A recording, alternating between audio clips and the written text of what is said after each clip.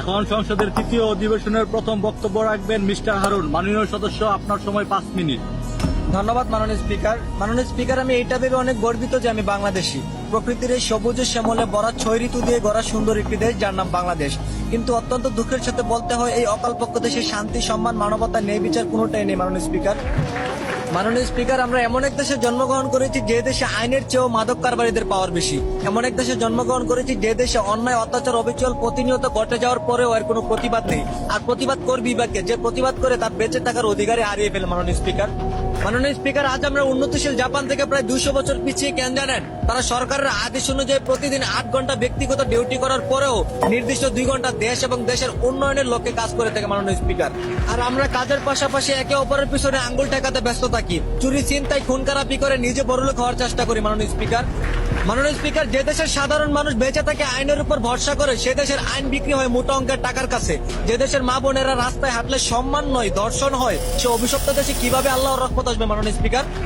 দেশটা যেন আজ মাদক কারবারিদের হাতে, প্রতিটা এলাকা, প্রতিটা অঞ্চল আজ মাদক দ্বারা পরিপূর্ণ মাননীয় স্পিকার। আর মাদক হলো এমন একটা জিনিস যে খায় সে নিজেও ধ্বংস, এমনকি পাড়া প্রতিবেশীদেরকে অত্যাচার করে বেড়ায়, কারণ তাকে সবাই ভয় পায় মাননীয় স্পিকার। মাননীয় স্পিকার, যে দেশের শিক্ষার্থীরা দেশ ও জাতির উন্নয়নে 24 ঘন্টায় পড়াশোনায় মনোযোগ দেওয়ার কথা, সে দেশের শিক্ষার্থীরা প্রেমিক প্রেমিকা, গার্লফ্রেন্ড বয়ফ্রেন্ড নিয়ে পার্কে ঘুরে। এটার জন্য তাদের বাধ্যতামূলক হয়ে গেছে মাননীয় স্পিকার। যে দেশে স্কুল ড্রেস পরে শিক্ষার্থীরা ভালোবাসার মানুষ নিয়ে পার্কে জড়িয়ে ধরে বসে থাকে, বুকরা হিজাব পরে টিকটকে নাচানাচি করে, সেই জাতি কখনো দেশের উন্নয়নের আশা করতে পারে না মাননীয় স্পিকার। মাননীয় স্পিকার, আপনি সহ পুরো জাতির কাছে আমার একটাই আবেদন, ব্যক্তিগত নয়, দেশ উন্নয়নের চেষ্টা করুন। মারামারি, খুন খারাপি, চাঁদাবাজি, টেন্ডারবাজি বাদ দিয়ে আল্লাহর নৈকট্য লাভ করে দেশে শান্তি ফিরিয়ে আনুন। ধন্যবাদ মাননীয় স্পিকার। দ্বিতীয়বারের মতো সংসদে বক্তব্য রাখবেন মোহাম্মদ দুলাল। মাননীয় সদস্য, আপনার সময় 6 মিনিট। ধন্যবাদ মাননীয় স্পিকার। মাননীয় স্পিকার, আমাদের দেশে যাতায়াত ব্যবস্থা এতটাই দুর্বল যে গত ঈদ উল ফিতরে কর্মস্থল থেকে বাড়ি ফেরার পথে সড়ক দুর্ঘটনায় প্রাণ যায় হাজারো মানুষের। যেখানে করার কথা ছিল পরিবারকে নিয়ে আনন্দ, সেখানে নেমে আসলো শোকের ছায়া মাননীয় স্পিকার। মাননীয় স্পিকার, আমাদের দেশে সড়ক দুর্ঘটনায় যতগুলি মানুষের প্রাণ যায়, মনে হলে ইরান, আমেরিকা, ইসরায়েলের যুদ্ধ এতগুলি প্রাণ ঝরে মাননীয় স্পিকার।